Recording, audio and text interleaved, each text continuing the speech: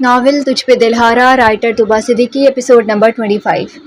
Any اور شیراز سرور شاہ سے ملنے پولیس اسٹیشن پہنچ چکے تھے۔ ہیلو انسپکٹر شیراز، اینی، میرے بلانے پر آپ لوگ یہاں آئے، مجھے بہت خوشی ہوئی، میں آپ لوگوں کا شکر گزار ہوں، سرور شاہ نے ان دونوں کو دیکھ کر کہا۔ ہمیں تو آنا ہی تھا، آخرکار ہم ایک ہی کرمنل کے پیچھے تو ورک کر رہے ہیں، شیراز نے کہا۔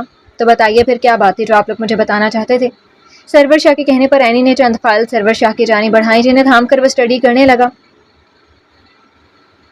مگر جیسے جیسے وہ پڑھتا اس کی حیرت میں اضافہ ہوتا۔ اس کا مطلب سکندر سومرو بچوں کی کڈنیپنگ میں ملوث ہے ہی نہیں، اس کا اس سب سے کوئی تعلق نہیں ہے، سرور شاہ نے حیرانگی سے کہا۔ تو اینی مسکرائی۔ جی بالکل، اور یہی وجہ ہے کہ اتنی کوششوں کے باوجود بھی کوئی اس کے خلاف کوئی بھی ثبوت حاصل نہیں کر سکا۔ سکندر سومرو نے جان کر اس کیس میں اپنا نام شامل کروایا تاکہ وہ پولیس کو اس میں الجھا سکے اور پیچھے اپنا اصل کام کر سکے۔ اس کا تعلق بچوں کی کڈنیپنگ سے نہیں، اس کا تعلق میر احمد شاہ کی گینگ سے ہے۔ سکندر سومرو کا اصل کیس لڑکیوں کی اسمگلنگ کا ہے۔ اینی کی بات پر سرور شاہ کو غصہ آیا۔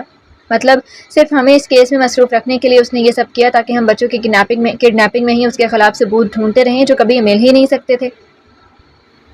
یس انسپکٹر، میر احمد شاہ کا ایک آدمی تھا راجہ، اور اس کا لیفٹ ہینڈ مزمل جو اس کے لیے کراچی میں کام کر رہے تھے۔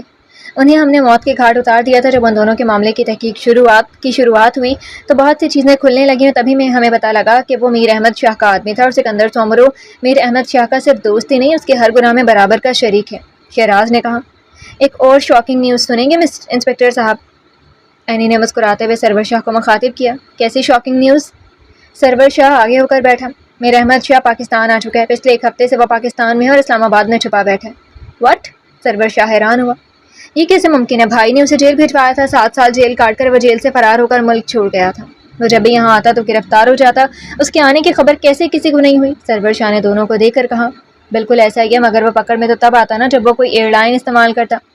2 سال پہلے بھی وہ سکندر سومرو کی مدد سے یہاں آ چکا تھا، اسے یہاں لانے والا سکندر سومرو ہے، اس کے یہاں دوبارہ آنے کا مقصد ایک لڑکی ہے۔ میر احمد شاہ کا دھندا بظاہر تو تباہ ہو چکا تھا، مگر اس کی جڑیں اتنی پھیل چکی ہیں کہ انہیں کاٹنا کافی مشکل ہے، یہی وجہ ہے کہ وہ آج بھی یہ کام کر رہا ہے۔ تقریباً پاکستان کے ہر شہر میں اس کے خاص آدمی یہ کام کر رہے ہیں، لڑکیوں کو پھنسانا، انہیں اغوا کرنا، جو آگے بک جائیں انہیں بیچ دینا، اور جو نہ بک سکیں ان کے دل گردے وغیرہ نکال کر ان کی نعشوں کو بیچ کر سمندر میں پھینک دینا۔ یہ کام ہر شہر سے کیا جا رہا ہے، اس کی ایک جڑ کراچی سے ہم ختم کر چکے ہیں، مگر ابھی بھی اسلام آباد، لاہور، سوات اور بھی بہت سے شہروں میں یہ کام چل رہا ہے، اور بہت صفائی سے چل رہا ہے۔ اینی اور شیراز ساری تفصیل سرور شاہ کو بتا رہے تھے۔ اچھی پلاننگ کی ہے سکندر سومرو نے، اب کچھ پلاننگ ہم کر لیتے ہیں۔ پہلے پتہ لگاتے ہیں میر احمد شاہ کس لڑکی کے چکر میں پاکستان آیا، اور پھر اس لڑکی کو مہرہ بنا کر ان بھیڑیوں کو ان کے بلوں میں سے نکالیں گے۔ یہ جنگلی کتوں کی مانند ہے جو گوشت کی خوشبو کو دور سے سونگھ لیتے ہیں، بس وہی گوشت کی خوشبو ہمیں ان تک پہنچانی ہے، سرور نے کہا۔ تو شیراز اور اینی نے بھی اتفاق کیا۔ ہم دونوں یہاں رہ کر پتہ کرتے ہیں وہ لڑکی کون ہے جس کے لیے میر احمد شاہ اتنا بڑا رسک لے کر پاکستان آ گیا۔ اینی نے سرور شاہ سے کہا تو اس نے اس بات میں سر ہلایا۔ ٹھیک ہے، پہلے اس لڑکی کو ڈھونڈ لیں، اس کے بعد دیکھتے ہیں کہ آگے کیا کرنا ہے، سرور شاہ نے کہا۔ وہ تینوں آگے کا لاہے عمل طے کرنے لگے۔ ہر قدم پھونک پھونک کر رکھنا تھا۔ میر احمد شاہ کو بھنک بھی پڑ جاتی کہ اس کے آنے کی خبر پولیس کو لگ گئی ہے تو وہ فوراً فرار ہو جاتا، اسی لیے کام اینی اور شیراز کرنے والے تھے، کیونکہ انہیں یہاں کوئی نہیں جانتا تھا، ان کی پہچان سے یہاں کوئی واقف نہیں تھا، اور اسی چیز کا انہیں فائدہ اٹھانا تھا۔ سرور شاہ اس طرح بھی کیفیت میں اسٹڈی روم میں بیٹھا بالاج کا انتظار کر رہا تھا۔ بالاج کمرے میں آیا تو سرور شاہ نے ڈور اندر سے لاک کر دیا۔ کیا ہوا؟ سب خیریت تو ہے؟ بالاج نے سرور شاہ کو پریشان دیکھ کر پوچھا۔ میر احمد شاہ پاکستان آ چکا ہے بھائی، سرور شاہ نے بتایا تو بالاج کے چہرے پر غصہ صاف نمایاں ہوا تھا۔ یہ کیا کہہ رہے ہو؟ وہ کیسے آ سکتا ہے؟ پولیس کو کیوں نہیں پتہ لگا؟ بالاج نے غصے سے کہا۔ کیونکہ اس نے کوئی ایئر لائن استعمال نہیں کی، وہ سکندر سومرو کی مدد سے یہاں آیا پرائیویٹ جیٹ میں۔ پھر سرور شاہ اسے بتانے لگا۔ گیدڑوں کی طرح چھپ کر بیٹھا ہے، وہ اسے باہر نکالنا ضروری ہے، بس اس لڑکی کا پتہ لگ جائے کہ وہ کون ہے جس کے پیچھے میر احمد شاہ یہاں تک آ گیا۔ سرور شاہ نے بالاج کو سب بتا دیا۔ وہ لڑکی منیہا ہے، بالاج گہری سوچ میں بولا۔ منیہا؟ سرور شاہ منیہا کے نام پر حیران ہوا۔ میر احمد شاہ سکندر سومرو کا بہت قریبی دوست ہے، عامر اور سکندر سومرو کا لیفٹ ہینڈ ہے۔ منیہا کی بات یاد ہے؟ اس نے کہا تھا عامر اسے کسی احمد سر کو بیچ رہا تھا، ہو نہ ہو یہ وہی ہے سرور شاہ، منیہا ہی وہ لڑکی ہے جس کے پیچھے میر احمد شاہ یہاں تک آیا ہے۔ بالاج کی بات پر سرور شاہ کے چہرے کا رنگ بدلا۔ بھائی، حیات سکندر سومرو کی بیٹی ہے اور سکندر نے حیات کو اپنے دوست احمد کو بیچا تھا، مطلب کہ حیات کو بھی خریدنے والا میر احمد شاہ ہے، سرور شاہ نے کھوئے لہجے میں کہا۔ کڑی سے کڑی ملتی جا رہی تھی، سب واضح ہوتا جا رہا تھا۔ ہمیں آہل کو سب بتانا ہوگا سرور شاہ، وہ حیات کا بھائی ہے اور منیہا اس کی بیوی ہے۔ اصل وار تو اس کی عزت پہ کیا گیا، اب پلان ہم بنائیں گے۔ اس احمد شاہ کو بلمے سے باہر نکالنا ہوگا اور اس میں ہماری مدد صرف منیحا کر سکتی ہے۔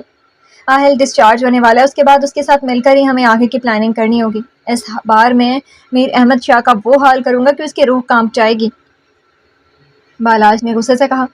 دونوں مخالفین ہی ایک دوسرے کے لیے پلان بنائے بیٹھے تھے۔ بالاج کے دماغ میں کیا چل رہا تھا وہ کوئی نہیں جانتا تھا، مگر اب اس نے جو کرنا تھا آہل زوہان اور سرور شاہ کے ساتھ کرنا تھا، کیونکہ اب نام ان کے گھر کی عزتوں کا تھا اور گھر کی عزت پر گندی نگاہ ڈالنے والے کو بالاج قبر تک پہنچانا جانتا تھا۔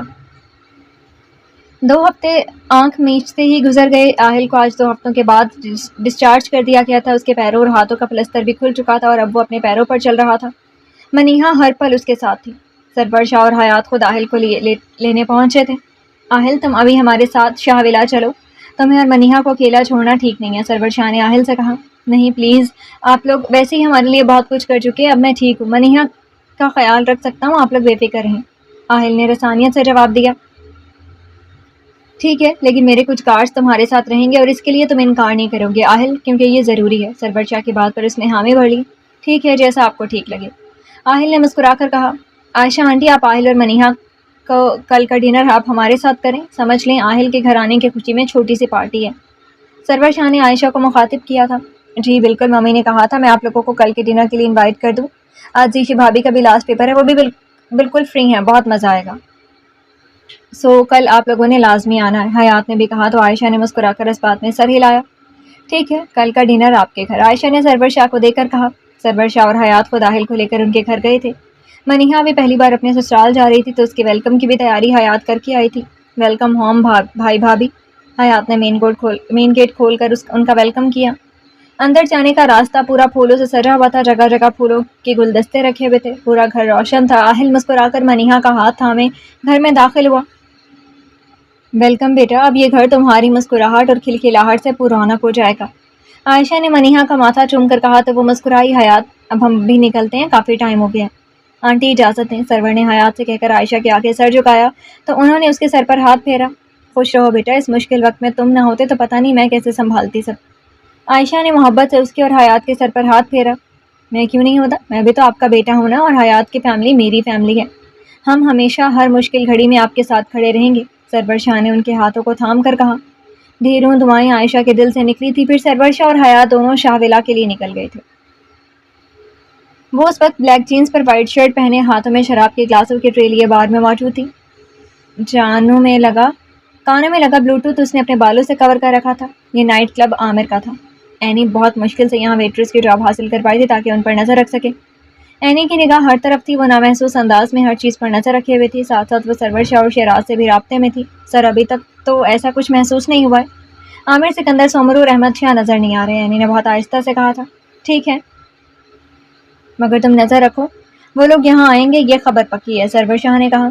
لڑکی، تم ایک ہی ٹرے لیے ہوئے ہو، ہاتھ چلاؤ، بلکہ ایک کام کرو، یہ سب سامان بیسمنٹ میں پہنچاؤ، ایک آدمی نے آ کر اینی اور اس کے ساتھ کھڑی ایک لڑکی کو کہا۔ بیسمنٹ؟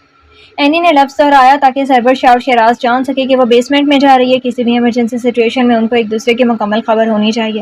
اینی کو یقین ہو گیا تھا، یقیناً وہ لوگ بیسمنٹ میں ہی موجود تھے۔ اینی اس لڑکی کے ساتھ ہاتھ میں شراب کی بوتلیں، گلاس اور برف لے کر بیسمنٹ میں پہنچی تو اس کے شک کے مطابق سکندر، سومرو اور احمد شاہ وہیں موجود تھے، البتہ عامر ابھی بھی یہاں نہیں تھا۔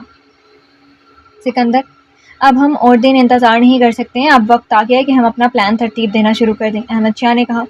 اینی بظاہر ان کے لیے وائن کا گلاس تیار کر رہی تھی، جبکہ اس کا پورا دھیان ان کی باتوں پر تھا۔ فکر نہیں کرو احمد، بس 2 دن اور اس کے بعد سب ہمارے پلان کے مطابق ہوگا، بس یہ 2 دن اور عامر نے بھی کہا ہے کہ وہ منیحا کو 2 دن میں تمہارے پاس لے آئے گا۔ یہ نہیں سر، اینی نے وائن کا گلاس احمد شاہ کی طرف بڑھایا۔ احمد نے اس کا ہاتھ سے گلاس لے لیا اور اسے گہری نظروں سے دیکھنے لگا۔ لڑکی، تم بہت حسین ہو، نشہ تو تمہیں دیکھ کر ہی چڑھ گیا، احمد نے اینی کو سر سے پیر تک دیکھتے ہوئے کہا۔ اینی نے خوبصورت مسکراہٹ لبوں پر سجائی۔ ٹھیک ہے سکندر، 2 دن اور انتظار کر لیتے ہیں، اس کے بعد بالاج شاہ میرے قدموں میں ہوگا۔ ہاں ہاں ہاں، احمد شاہ کی بات پر دونوں نے کہا لگایا۔ چلو لڑکیوں، اب تم دونوں جاؤ، سکندر نے دونوں سے کہا تو وہ دونوں یس سر کہتی چلی گئیں۔ اینی نے سب سے نظر بچاتے کلب سے باہر آئی، اپنی بائک سٹارٹ کی اور وہاں سے فوراً نکل گئی۔ سر آپ ٹھیک تھے، احمد شاہ جس لڑکی کے لیے یہاں آیا وہ منیحا ہی ہے، اینی نے سرور شاہ اور شیراز کے ساتھ بیٹھتے ہوئے کہا۔ احمد شاہ، تمہاری تو قبر کھود دینی چاہیے، بہت جی چکے تم۔ سرور کو غصہ چڑھا۔ سرور شاہ ریلیکس، ہمیں بہت احتیاط سے ہر قدم اٹھانا ہے، اینی اور کوئی بات پتہ لگی؟ شہراز نے سرور شاہ کو کہہ کر اینی سے پوچھا۔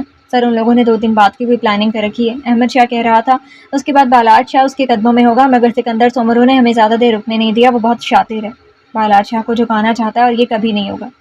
2 دن بعد اپنا پلان ایگزیکیوٹ کرے گا نا، وہ ہم بھی اپنی چال تبھی چلیں گے۔ سکندر سومرو، میر احمد شاہ، تم دونوں کی موت کا وقت اب آ چکا ہے۔ سرور شاہ نے کہا اب ان لوگوں نے بھی اپنے پلان پر عمل کرنا تھا، وہ بھی ٹھیک 2 دن بعد۔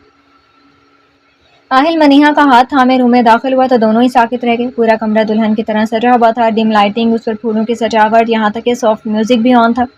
چھوٹی چھوٹی کینڈلز روم کو رونق بخش رہی تھیں۔ آہل مسکرایا، یہ اس کی بہن بہنوئی کا کام تھا، وہ سمجھ گیا تھا، جبکہ یہ سب دیکھ کر منیہا کا دل زور زور سے دھڑکنے لگا۔ آہل منیہا کو روم کے اندر لایا اور روم لاک کر دیا۔ اچھا لگا یہ سب، آہل نے اسے اپنی باہوں میں بھرتے ہوئے کہا۔ یہ سب آپ نے؟ منیہا آہل سے نظریں بھی نہیں ملا پا رہی تھی۔ میں نے نہیں، یہ سب میری پٹاخہ کا کمال ہے، حیات کا، آہل نے مسکرا کر کہا۔ تم میری زندگی میں آنے والی سب سے خوبصورت تبدیلی ہو منیہا، تمہیں پا کر مجھے جو سکون حاصل ہوا ہے اس کا میں ساری زندگی بھی اللہ کے آگے شکر ادا کروں نا، وہ بھی کم ہوگا۔ آہل نے اس کے قریب سرگوشی کی اور نرمی سے اس کے لبوں کو چھوا۔ منیہا کی سانسیں تھمی تھیں۔ آہل اسے گود میں اٹھا کر بیڈ پر لایا اور خود اس کے برابر میں لیٹ کر اسے گہری نظروں سے دیکھنے لگا۔ لبوں پر خوبصورت مسکراہٹ تھی، منیہا کی پلکوں کی لرزش، کپکپاتے ہونٹ اسے بے چین کر رہے تھے۔ آہل اس سے پہلے کوئی گستاخی کرتا، منیہا اس سے دور ہوتی اٹھ بیٹھی۔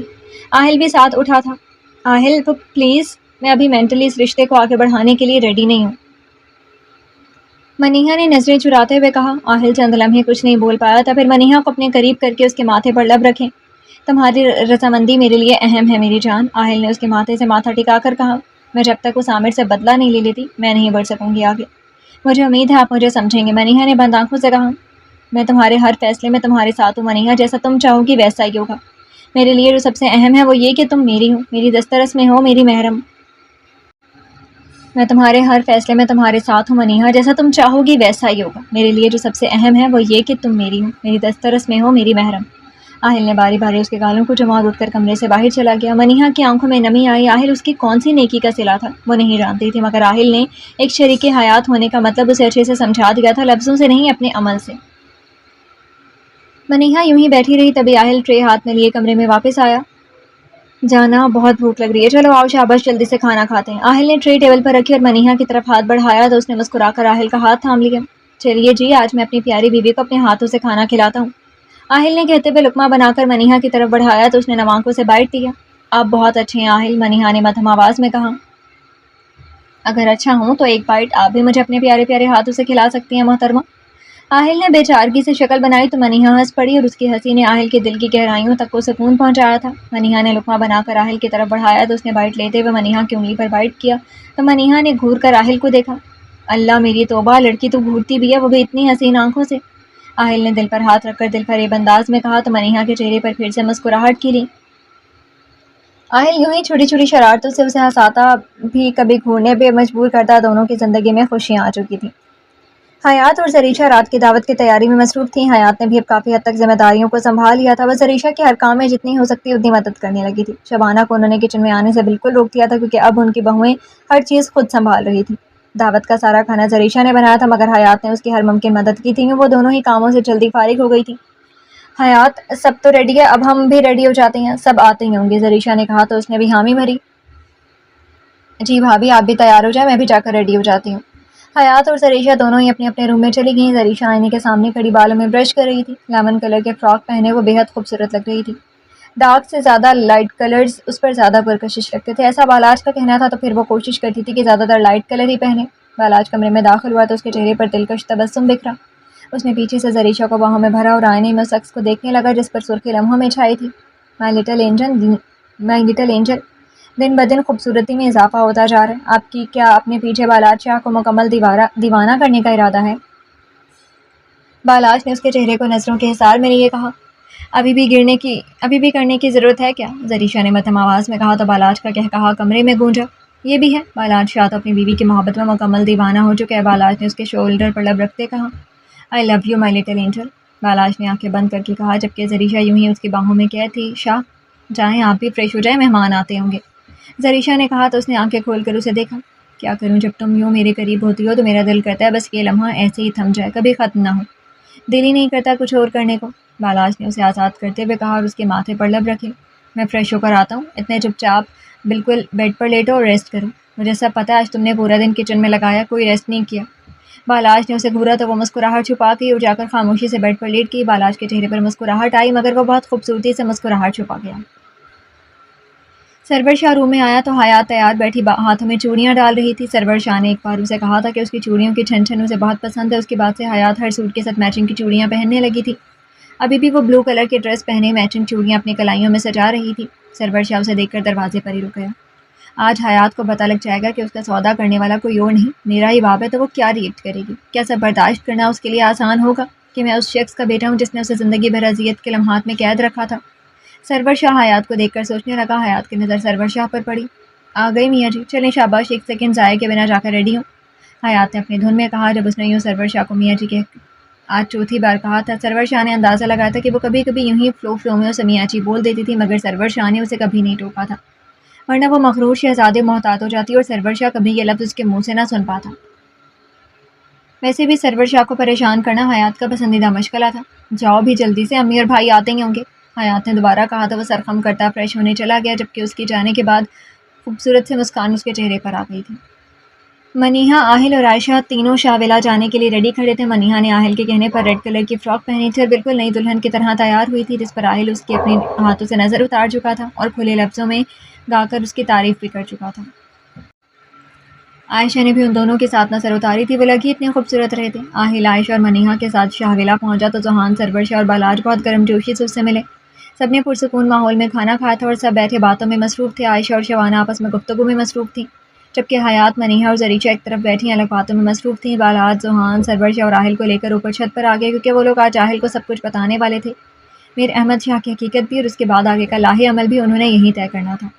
کیا یہ کیا بول رہے ہیں آپ؟ احمد شاہ مطلب وہ گندا آدمی آپ کا باپ ہے, مگر آپ نے کبھی ذکر ہی نہیں کیا. یہ سب کیوں چھپایا؟ اور منیہا, اس کے پیچھے بھی احمد شاہ تھا. آہل شوق تھا, یہ خبر بہت بڑی تھی, اسے کچھ سمجھ نہیں آ رہا تھا وہ کیا بولے. بالاج, آہل کو ساری حقیقت شروع سے بتا دو, ایسے وہ کچھ بھی نہیں سمجھ پائے گا. ذوحان نے بالاج کے کندھے پر ہاتھ رکھ کر کہا تو بالاج کی آنکھوں میں تکلیف اور غصہ ساتھ ابھرا تھا, مگر بتانا تو تھا. بالاج گہری سوچ میں چلا گیا اور ماضی کا وہ باب کھولنے لگا جسے اس سے سخت نفرت تھی. ماضی, ہاں ہاں ہاں, لڑکی تمہارے بال تو بالکل بھالو کی طرح ہیں, ہاں ہاں ہاں.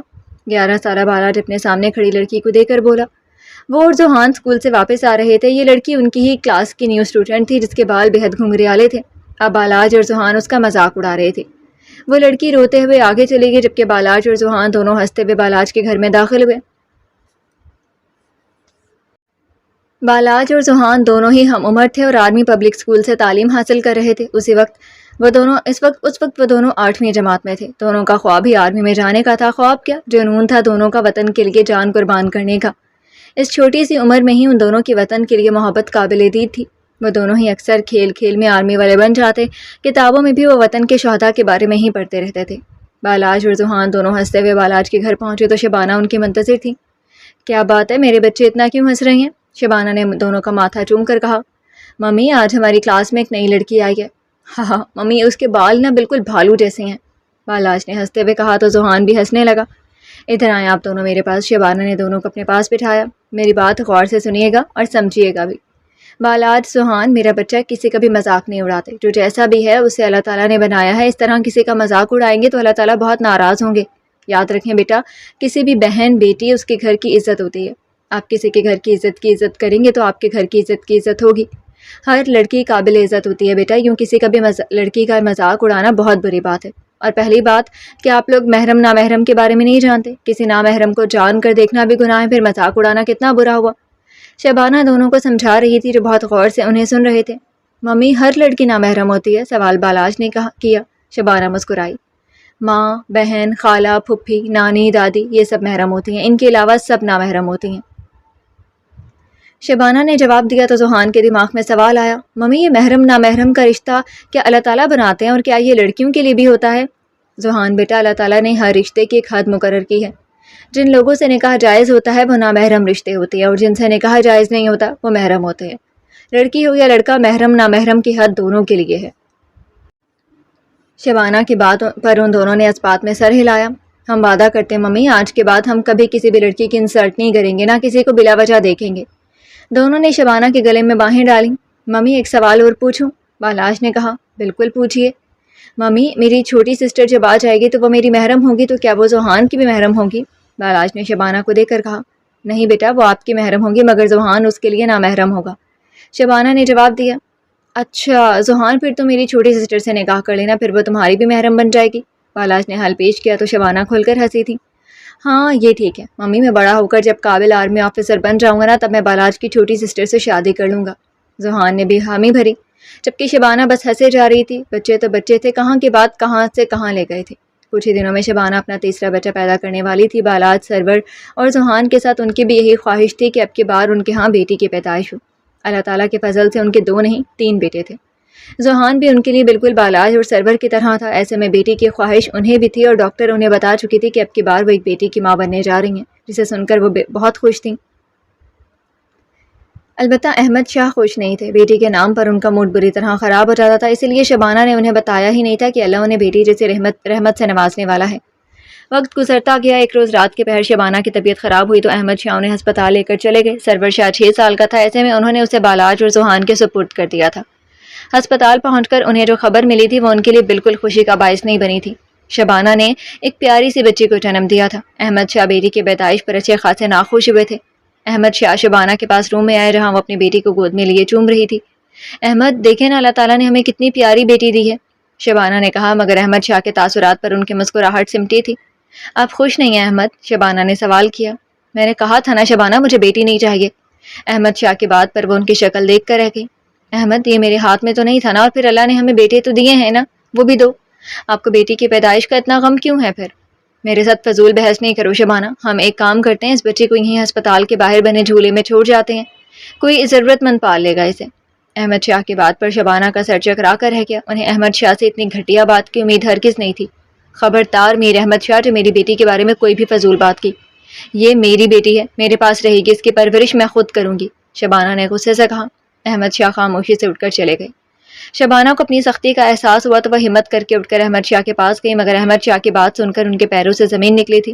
ہاں سکندر، وہ نہیں مانے گی، تم ایک کام کرو، اس بچی کو لے جاؤ اور بیچ دینا کسی کو بھی، یا پھینک دینا کسی کچرے کے ڈبے میں۔ ہم خود لڑکیوں کی اسمگلنگ کرتے ہیں، ہمارے ہاں بیٹی کی پیدائش خوش آئند نہیں ہے۔ بے یقینی تھی، انہیں اپنے کانوں پر یقین نہیں آیا تھا کہ جو انہوں نے سنا وہ سچ تھا۔ شبانہ واپس روم میں آئی اور اپنی بچی کو گلے سے لگایا اور پھوٹ پھوٹ کر رو دی۔ شبانہ جانتی تھی کہ وہ احمد شاہ کا مقابلہ نہیں کر سکیں گی، وہ اب آسانی سے اس بچی کو لے کر چلے جائیں گے اور وہ کچھ نہیں کر سکے گی۔ نہیں، میں تمہیں ایسے جانوروں کے ہاتھ میں نہیں لگنے دوں گی میری بچی، تم جیو گی ایک آزاد زندگی جیو گی، عزت والی زندگی، چاہے تم اپنی ماں کے ساتھ نہ بھی رہو تب بھی میرا اللہ تمہاری حفاظت کرے گا، شبانہ نے روتے ہوئے اس معصوم وجود سے کہا جو پنک کلر کے گدے میں سکون کی نیند سو رہی تھی۔ شبانہ نے اپنے گلے سے چین لاکٹ نکال کر اس کے گلے میں ڈالا۔ لاکٹ پہ اے بنا ہوا تھا جو کہ گولڈ کا تھا، اور ساتھ ہی باریک سی گولڈ کی چین تھی، یہ انہیں احمد شاہ نے دی تھی۔ آج سے تمہارا نام عریشہ ہے، میں تمہیں واپس ڈھونڈ لوں گی، مگر تب تک تمہاری حفاظت اللہ کرے گا میری بچی، شبانہ نے اسے محبت سے چومتے ہوئے کہا۔ ان کے پاس اور کوئی چارہ نہیں تھا۔ شبانہ اسے اپنے سینے سے لگائے خاموشی سے ہسپتال سے باہر نکل گئی۔ انہیں نہیں پتا تھا وہ کہاں جائیں گی، کیا کریں گی، مگر انہیں جو کرنا تھا جلدی کرنا تھا۔ راستے میں ہی انہیں ایک جوڑا ملا تھا جو کہ شادی شدہ لگ رہا تھا۔ شبانہ ان کے پاس پہنچی، مگر اس سے پہلے کہ وہ مدد کے لیے بول پاتی احمد شاہ ان تک پہنچ گیا۔ دیکھیں پلیز، میری مدد کریں، میری بچی کو نقصان پہنچانے آیا ہے، شبانہ نے اس جوڑے کو دیکھ کر کہا تو احمد شاہ نے انہیں کندھوں سے تھاما۔ معاف کریے گا، میری بیوی کا دماغی توازن ٹھیک نہیں ہے، احمد شاہ نے معذرت کی اور شبانہ کو زبردستی لے گئے۔ اس جوڑے کو شبانہ کا حلیہ دیکھ کر بھی یہی لگا کہ وہ کوئی پاگل ہے، اس لیے انہوں نے بھی کوئی دھیان نہیں دیا۔ احمد شاہ زبردستی انہیں گھر لائے، بچے سو رہے تھے، انہوں نے شبانہ کو لا کر بیڈ پر پٹخا۔ شبانہ عریشہ کو سینے سے لگائے ہوئے تھی۔ پاگل عورت ہو تم شبانہ، ایک بچی کے چکر میں اپنا گھر برباد کرنے پر تلی ہو، احمد شاہ غصے سے بولے۔ بیٹی ہے وہ میری، پیدا کیا ہے اسے میں نے، آپ ایک باپ ہو کر کیسے یہ سب کر سکتے ہیں، شبانہ رونے لگی۔ احمد شاہ ان کے قریب آ کر بیٹھے۔ اچھا تم رو نہیں، چپ ہو جاؤ، احمد شاہ نے کہا اور پھر ایک رومال شبانہ کے منہ پر رکھ دیا۔ شبانہ کی آنکھیں خوف سے پھیل گئیں، لیکن چند ہی لمحوں میں وہ بے ہوش ہو گئیں۔ احمد شاہ نے عریشہ کو اٹھایا اور خاموشی سے گھر سے باہر نکل گئے۔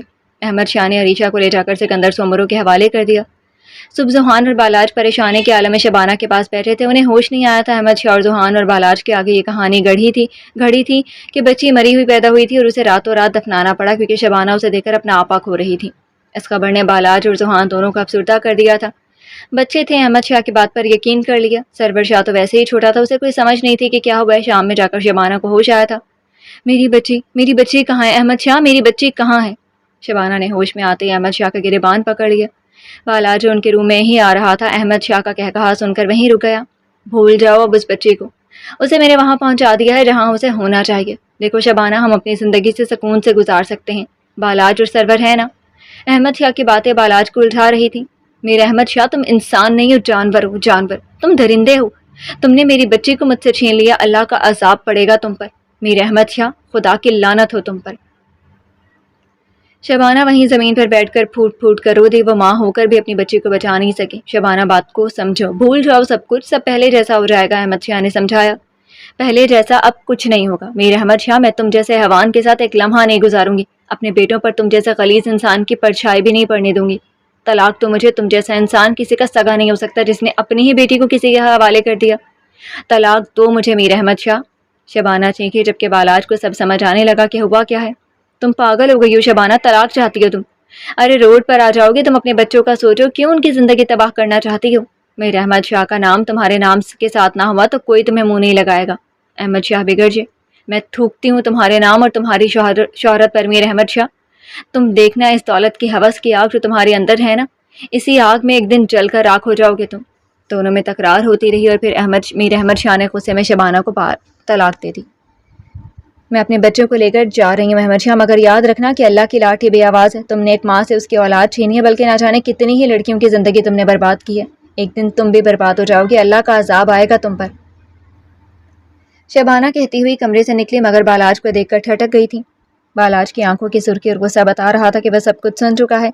چلو بالاج، ہمارا یہاں اب کوئی ٹھکانہ نہیں ہے۔ شبانہ نے بالاج کا ہاتھ تھاما اور بالاج کے کمرے میں چلی گئی۔ ایک چھوٹے بیگ میں انہوں نے بالاج اور سرور شاہ کے کپڑے اور ان کے ضروری ڈاکیومنٹس رکھے۔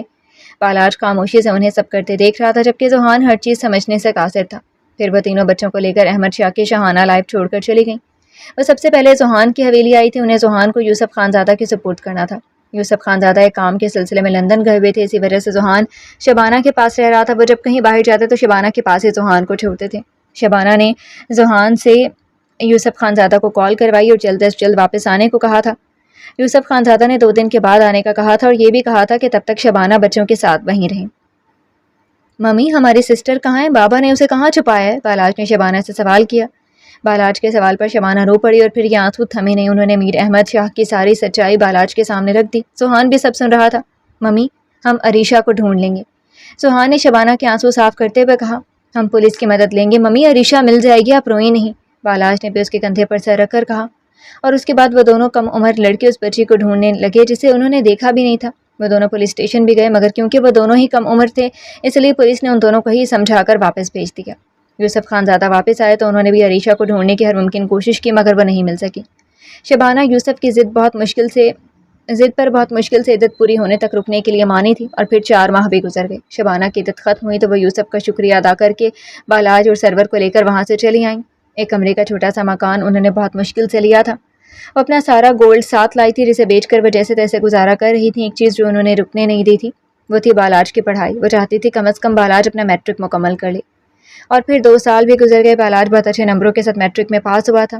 بالاج، تم آرمی جوائن کرو گے؟ ذوحان نے سوال کیا۔ نہیں، ایک لفظی جواب آیا۔ بالاج، میں آرمی میں جا کر اچھا آفیسر بنوں گا، پھر میں تمہاری مدد کروں گا اور ہم مل کر عریشہ کو ڈھونڈ لیں گے اور تمہارے بابا کو بھی سزا دیں گے۔ ذوحان کی بات پر اس نے ذوحان کی طرف دیکھا، پھر مدھم سا مسکرایا۔ بالاج شبانہ اور سرور شاہ کے ساتھ اسلام آباد چھوڑ کر کراچی آ گیا۔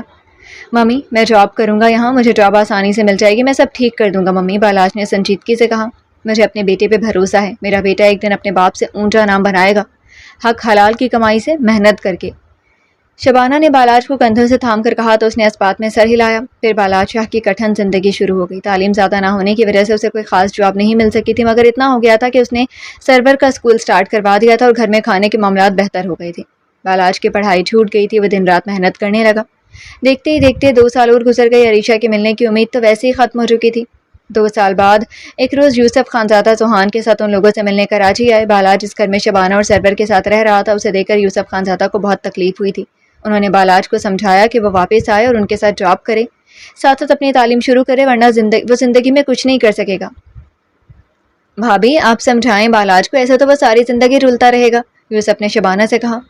میں بات کروں گی اس سے، میرے بیٹے کے فیوچر کے لیے جو اچھا ہوگا میں اس میں پوری طرح ساتھ دوں گی، شبانہ نے کہا۔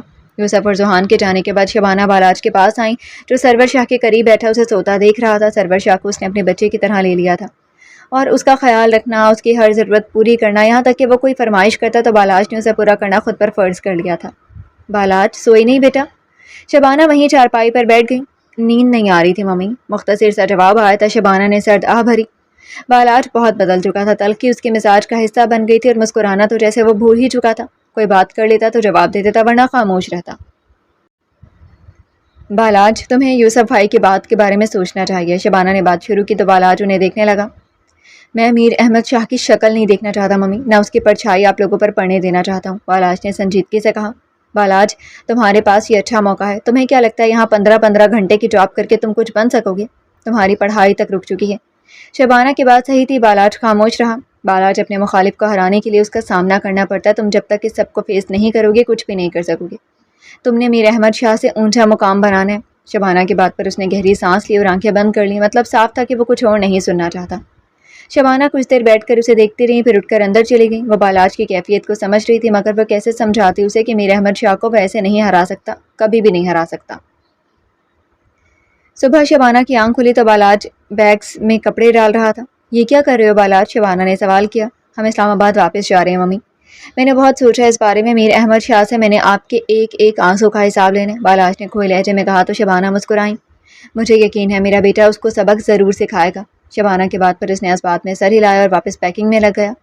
7 سال بالاج خوار ہوا تھا، انت تک محنت کر کے اس نے جیسے تیسے سارے معاملات چلائے تھے۔ اس نے جیسے تیسے پرائیویٹ انٹر تو کر لیا تھا، مگر اس کی پڑھائی رک گئی تھی۔ اسے کچھ بننا تھا تو تعلیم مکمل کرنا سب سے زیادہ ضروری تھا، اور اب وہ یہی کرنے والا تھا۔